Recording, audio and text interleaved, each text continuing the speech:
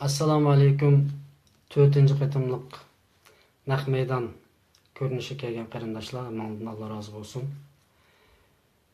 Programmamiz boshqalar tarafidan jiddiy shaklda ziyonkashlikka uchrab ketyapti. Telefonlarimiz kelgan viruslardan qaytib uzun shaklda bo'lyapti. Amalimiz yo'q. Bu shaklda davom qilamiz qarindoshlar. Va eng oxirgi Erkin Akram apandining eng oxirgi nimasini ilib etgandan keyin javobini ilib etgandan keyin inshaalloh bu qitim so'zni uzartmasdan Alloh xolisa programmamizni oyoqlashtiramiz inshaalloh.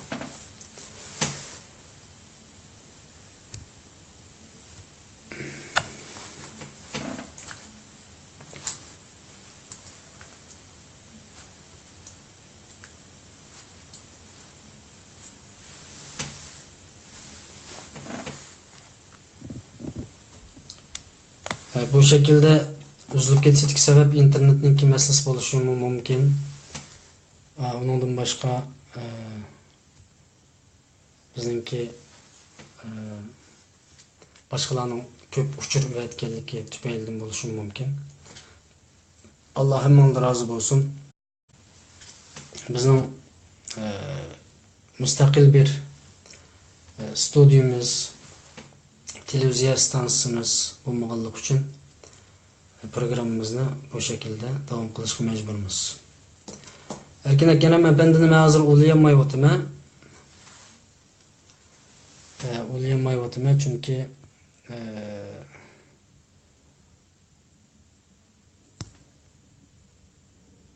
uchurimiz qabul qilinmayotdi, ulanmayotdi ishkiram. Uchurni men qabul qilyapman, ammo ishkiram ulanmayotdi.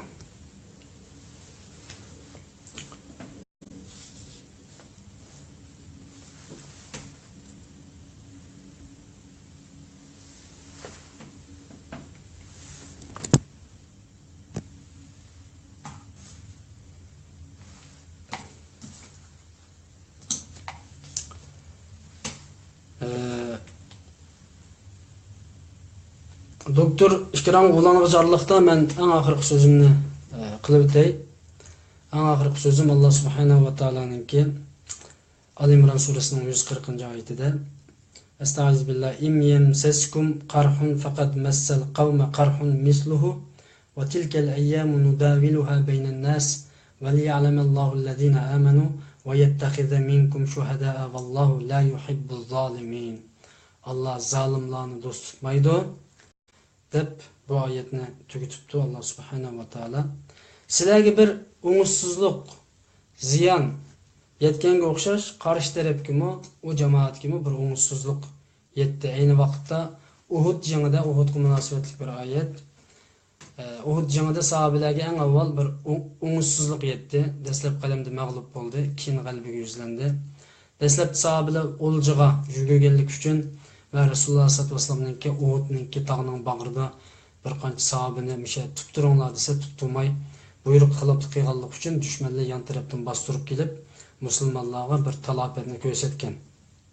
Mana shu vaqtga munosabatli bir oyat. Bizga bir talafet yetdi, ularga bir talafet yetdi. Yani ularga bir talafet yetdi. Yani aynı zamanda Bedir jangida ularni musulmonlar qattiq mag'lub qilgandi. Bedir jangida. Ammo Uhudda Bedirda g'alaba qildik, Uhudga kelganda musulmonlar mag'lub bo'lib qoldi. Ya'ni bugungi Sharq Turkiston xalqininki mag'lubiyati aynı zamanda biz Xitoyning oldida ularninki bir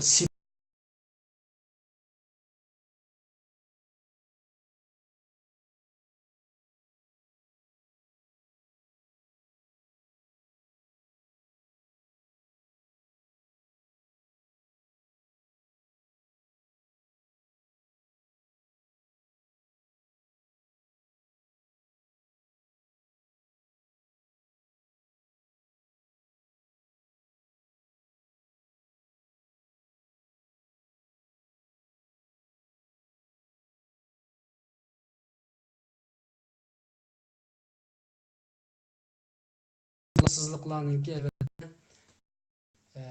elbette sizlarning ichinglardan sizlarning ichinglardan kimlar haqiqiy imo etdi, kimlar haqiqiy bu jangga, bu mujodilaga qatnashdi deb buni bilish uchun va sizlarningki shahidlaringlarni bilish uchun, buni ayirish uchun qaysinglar haqiqatning ustida, qaysinglar nahaqchilikninki zulmning ustida, ya'ni zulmga yordamlashganlarning ustida deb Alloh taolo mush kunlarni aylantirib turimiz deydi. Bir kun g'alaba u qavmning ichida bo'ldi ekan, bir kun bu qavmninki ishida bo'ladi. Har qanday bir qavmninki halok bo'ladigan muayyan vaqti bo'ladi deb Alloh subhanahu va taolo Qur'on Karimning yana bir oyatida buni degan. Uning uchun Xitoydan iborat bu zolim qavmni Alloh subhanahu va taolo bir kuni halok qiladi, muayyan bir vaqti bor. Inshaalloh shuning uchun biz hech bir zaman ümidsizlanmaymiz. Allah subhanahu va taolo bir kuni bizga g'alabani, ya'ni qayta qo'limizga olib berdi. Inshaalloh bir kuni biz bu Xitoy zolimlarininki ustidan g'alaba qilamiz aziz qarindoshlarim. Doktor Erkin Akram apandi sizninki kelgan menga uvatga uchurlarni men qabul qilyapman, ammo qat'iyan uchur ya'ni ishkalan ulanmayapmiz, chunki telefonlarimiz ham qizib ketdi.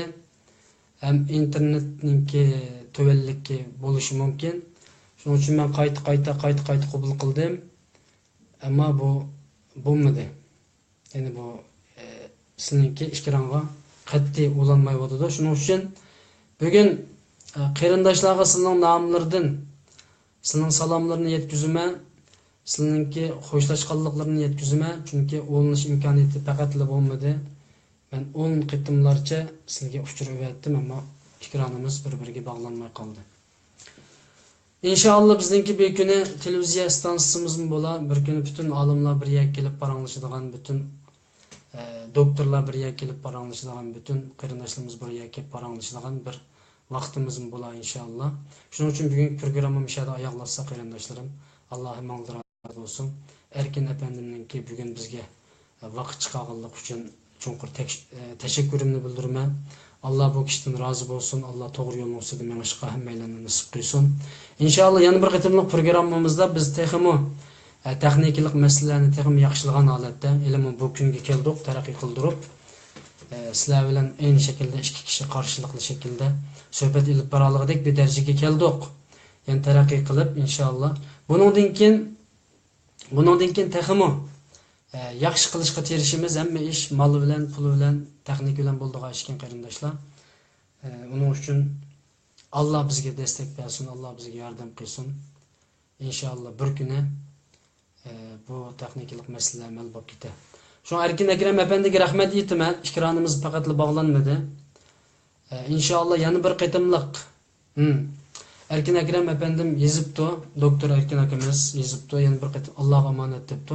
Yana bir qitimliq programmamizda Alloh xolisa bu masalalarni taqim yaxshi qilishga tirishib, sizlar bilan yana bir qitimliq programmamizda Erkin akamiz qo'shilishib olar inshaalloh. Hammani Allohga topshirdik, Alloh omonat. Bizning videolarimizni chiqarish uchun qanchalik badal to'laydiganligimizni bilishinglar kerak.